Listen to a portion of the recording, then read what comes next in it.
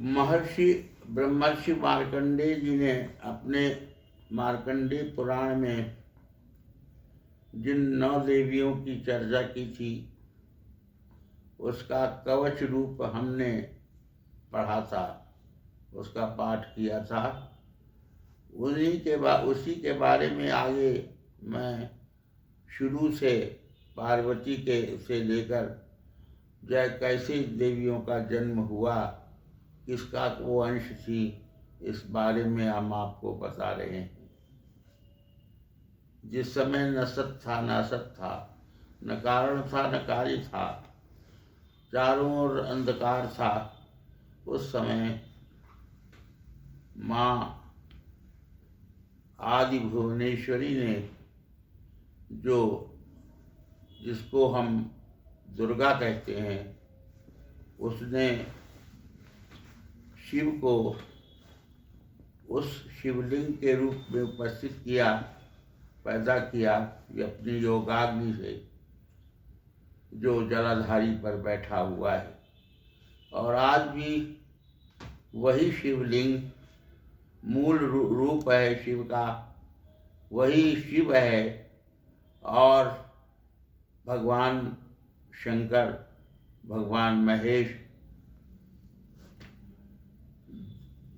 उसकी पूजा करते हैं, सारे देवी देवता उसकी पूजा करते हैं। उस शिवलिंग से जो शिव या जो शंकर या जो रुद्र रूप पैदा हुआ, वो वही कैलाशी है, कैलाश पर्वत पर बैठा हुआ है। और उसके वामांग में पार्वती रूप जो दुर्गा का अंश है, उसी दुर्गा आदि भुवनेश्वरी का अंश है, जो पार्वती कहलाती है। और उसकी ही स्तुति शक्ति रूप में शिव भी करते हैं। वो शिवा है, शक्ति है। वामांगे च विभाति भूधरधृता, देवापगा मस्तके, बाले बाल विदुर्गले च गरलम, रस्योरसिव्यालराट, सोयं भूति विभूषणा, सुरवरा सर्वाधिपा सर्वदा, सर्वा सर्वगता, शशिनिभा, शिवा श्री शंकरा वासुमा। वो शक्ति रूपा जो वामांग में बैठी हुई है, वही शिव की महाशक्ति है, पूरे ब्रह्मांड की महाशक्ति है। और उसकी आराधना हम दुर्गा सप्तशती के रूप में करते हैं। उन 9 जो शक्तियाँ हैं, 9 जो रूप हैं, प्रथमम शैलपुत्री च, द्वितीयं ब्रह्मचारिणी, तृतीयं चंद्रघंटेति, कुष्मांडेति चतुर्थकम, पंचमं स्कंदमातेति, षष्ठम कात्यायनी च, सप्तमं कालरात्रि च, अष्टमं महागौरी।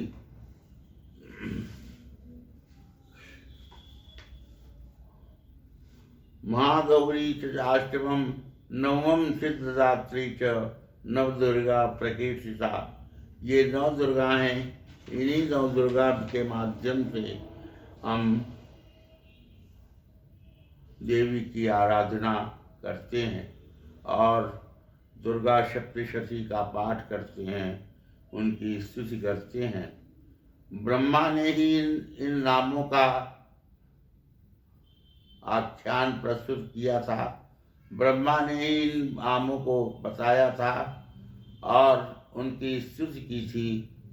प्रातः स्मरामि शरदिन्दु करोज्ज्वलाभां, सदरत्नमन्न मकर कुंडलहारभूषां, दिव्यायुधोर्जित सुनील सहस्रस्तां, रक्तोत्पलावचरणां भवतीं परेशां। प्रातर्नमामि महिषासुरचण्डमुण्ड, शुम्भासुर प्रमुख दैत्य विनाश दक्षां, ब्रह्मेन्द्र रुद्र मुनिमोहन लीलां चण्डीं समस्त सुरमूर्ति मनेक रूपां। प्रातर् भजामि भजतामभिलाषदात्रीं, धात्रीं समस्त जगतां दुरितापहन्त्रीं, संसार बंधन विमोचन हेतुभूतां, मायां परां समगम्य परस्य विष्णु। ब्रह्मा ने इन स्थितियों द्वारा देवी को प्रसन्न किया था और इन्हीं देवियों ने पार्वती का अंश रूप में पार्वती के पैदा होकर इन्होंने असुरों का संहार किया था और देवताओं को विजय दिलाई थी और देवताओं को अपना स्वर्ग प्राप्त हुआ था। मैं पार्वती का जन्म कैसे हुआ, कैसे पार्वती शिव की अर्धांगिनी बनी, उनका प्रथम रूप क्या था, इस संदर्भ में आपको पौराणिक आख्यान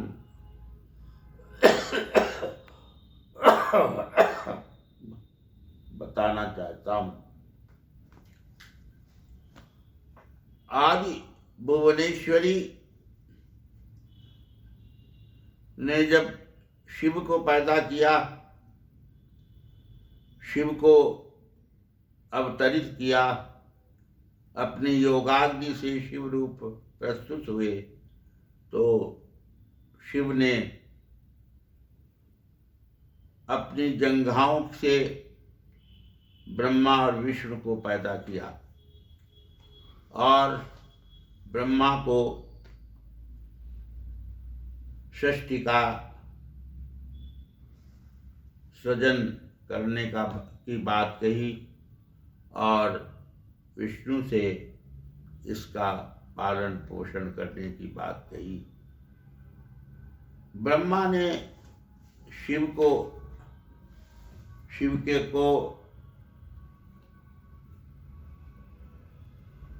के वचनों को आदेश मानकर ब्रह्मा ने सृष्टि का प्रारंभ किया, लेकिन वो सृष्टि ब्रह्मा के मानस पुत्री के रूप में पैदा हुए। काफी समय तक हजारों उन्होंने मानस पुत्र पुत्री पैदा किए, ऋषि पैदा किए, दक्ष पैदा किए और कई योनियों में उन्होंने सृष्टि का संवरण किया। एक बार ब्रह्मा और विष्णु ने कहा, ब्रह्मा से परामर्श करके ये बात कही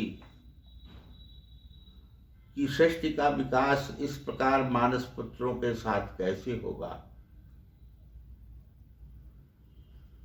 और उन्होंने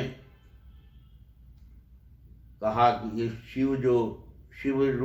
शिवलिंग जो शिव जलाधारी पर बैठा हुआ है, जिसकी पूजा अर्चना आज भी सारा जगत करता है, मूल शिव वही है और मूल रूप से उन्हीं की पूजा की जाती है। वही 12 ज्योतिर्लिंग हैं, वही शिव है, वही शिव है, वही शंकर है, वही महेश है, वही शक्ति संपन्न माँ जगदम्बा के साथ बैठा हुआ है कैलाश पर्वत पर। तो जो विष्णु और ब्रह्मा ने मिलकर भगवान शंकर की तपस्या की और जानना चाहा कि हम किस रूप में सृष्टि का विकास करें। मानस पुत्रों के पुत्र पुत्रियों के रूप में मैंने बहुत कुछ विकास किया, लेकिन उससे सृष्टि का विकास नहीं हो सकता। जब घोर तपस्या विष्णु ने की, ब्रह्मा ने की, तो भगवान शंकर वही आज भुवनी शिव का ब्रह्म रूप शिव जो है सामने आए, साकार रूप में सामने आए और आगे उनके शिवलिंग था जो जलाधारी पर बैठा हुआ है, और कहा कि आप ये नहीं समझ पाए कि आज भुवनेश्वरी ने जो हमारा मूल स्वरूप बताया है, वही मूल स्वरूप सृष्टि के विकास का है। जलाधारी पर जब आप शिवलिंग को प्रस्तुत करेंगे, बैठाएंगे, नर और नारी के रूप में, नारी जलाधारी है और नर शिवलिंग है।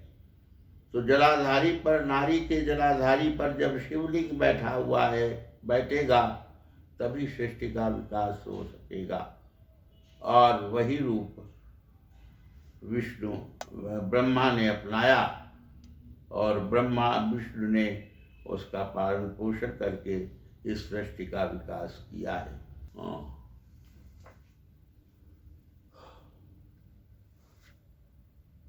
दक्ष प्रजापति ब्रह्मा के मानस पुत्र थे।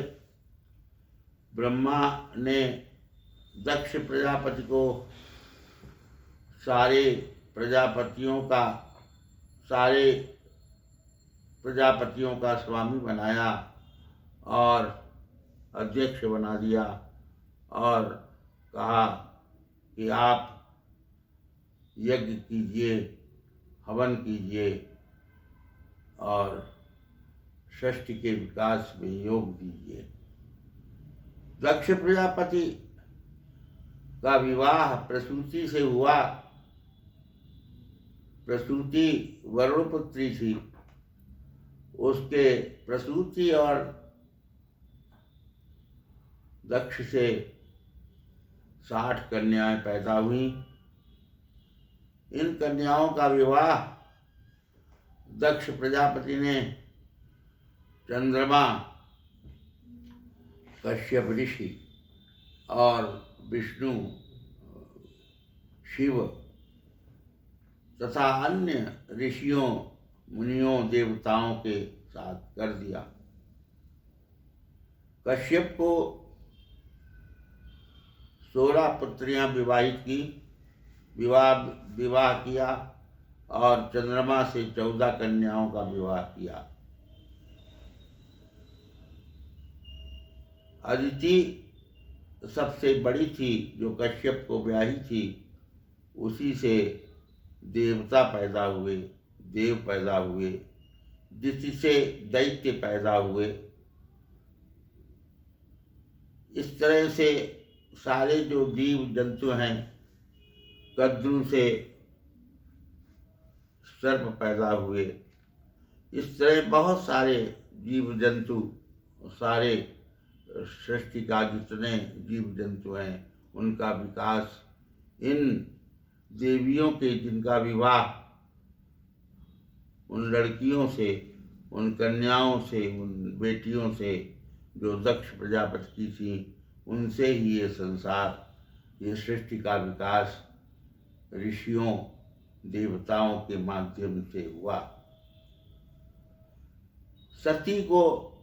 सती नाम की जो पुत्री थी उनकी, दक्ष प्रजापति की, उसका विवाह शिव से किया।